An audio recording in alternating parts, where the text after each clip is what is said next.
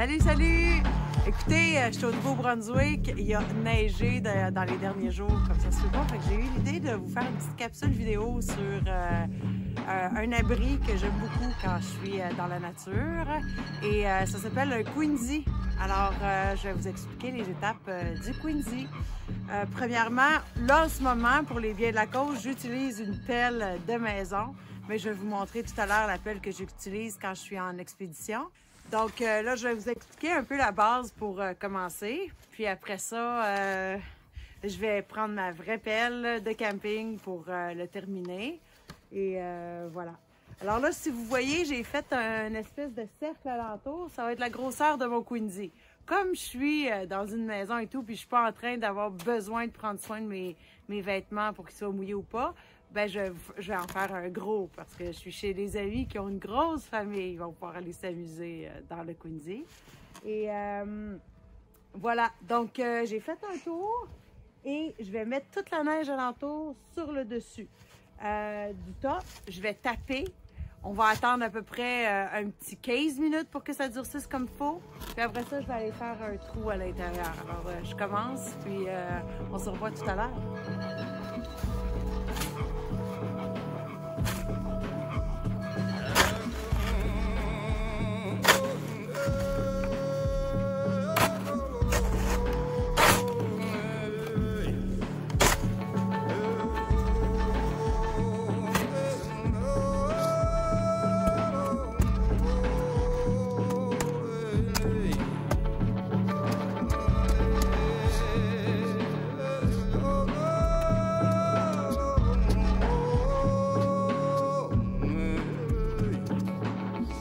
Un autre petit truc que je fais pour être certaine de ne pas trop épuiser mes forces. Comme il y a beaucoup de neige, il faut évaluer un peu. J'ai pas besoin de pelleter complètement à partir du sol. Fait que je pèle juste un petit peu alentour, puis après ça, c'est quand on va creuser à l'intérieur qu'on va aller plus bas. Fait qu'il faut aussi ménager nos forces et voilà. Alors ici, j'ai une pelle que j'ai achetée quand j'étais en Colombie-Britannique pour les avalanches.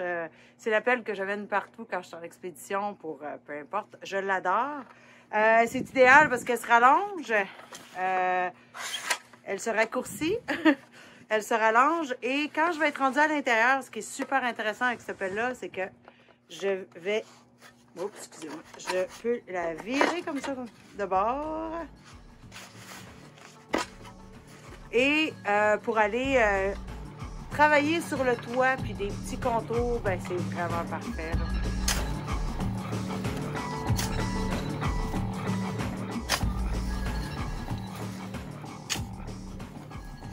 OK, on arrive de la forêt. Fait que je suis allée chercher plein de branches. J'essaie de prendre des branches d'arbres morts parce que je veux pas détruire la nature, bien évidemment. Alors là, le but, c'est de prendre à peu près un 2 pieds. Lui, il est à peu près ça, là. Puis d'aller le planter dans la butte un peu partout alentour. Comme ça ici. Hop! Non.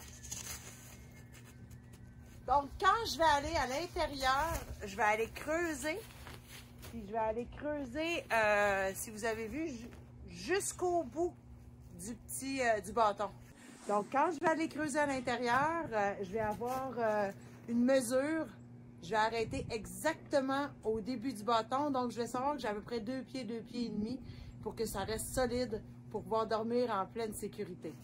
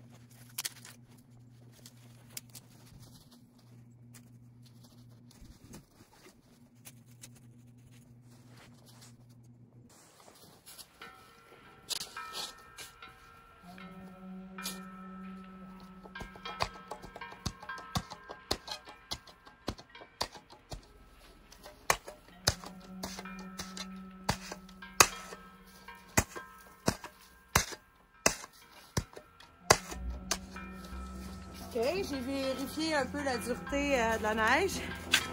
La butte elle commence à être assez gelée, fait que je vais pouvoir commencer à creuser un peu à l'intérieur. Fait que ce que je vais faire, c'est que je vais creuser plus vers le bas pour pas aller toucher le haut. On va aller en profondeur, ça nous évite d'avoir pelleté un plus gros tas de neige, puis on va aller un peu plus bas, on a peut-être 2 pieds de neige là. Fait que comme ça, on va être bien, on va être chaud, au chaud. Et je vais commencer maintenant. Mon trou, je ne veux pas le faire trop gros parce que s'il se met à venter puis à faire très froid, on veut garder notre chaleur. Fait que je fais un tout petit trou, juste assez pour qu'on puisse rentrer à l'intérieur.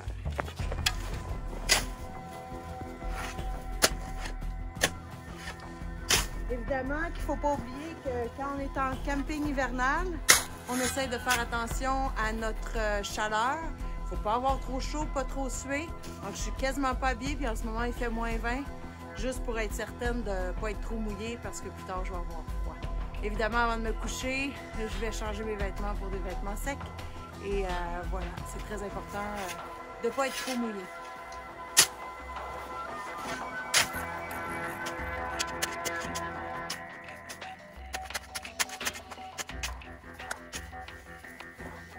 Je fais le trou aussi dos à la mer parce que les vents arrivent principalement de la mer. Puis il faut avoir l'entrée, essayer de voir pour que ce soit le plus caché possible.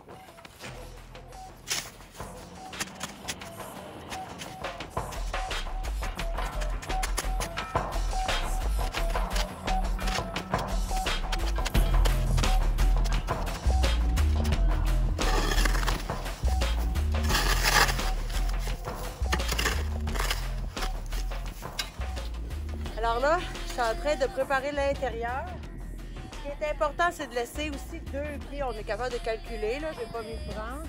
Laisser 2 pieds à l'entrée, puis 2 pieds de chaque bord. Puis là, je commence à creuser par en haut pour pouvoir rentrer à l'intérieur, puis bien sortir la neige. Avant de rentrer à l'intérieur, je vais m'assurer que le tout est bien solide.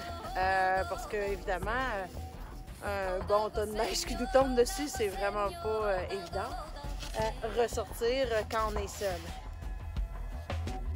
Bon, alors voilà, j'ai fait tout l'intérieur du Quincy. Je l'ai fait plus petit finalement. Assez grand pour dormir 2 personnes, bien entendu. J'ai peut-être vous demandez pourquoi il y a des chandelles. C'est très simple. Une fois que c'est terminé, je mets des chandelles une 20aine de minutes. Et ça va faire une toute petite couche de glace, ce qui va solidifier l'abri. Et pendant ce temps-là, mon sac à dos, tous mes effets personnels sont sous une bâche, à l'abri de l'humidité et la neige. Et voilà. Alors, il me reste juste à mettre des branches de sapin au sol pour isoler. Et je ne les ferai pas aujourd'hui, parce que je ne veux pas défaire la nature juste pour une démonstration vidéo. Mais dès que je vais être en nature, je mets toujours des branches de sapin au sol. Puis voilà, on dort bien comme ça.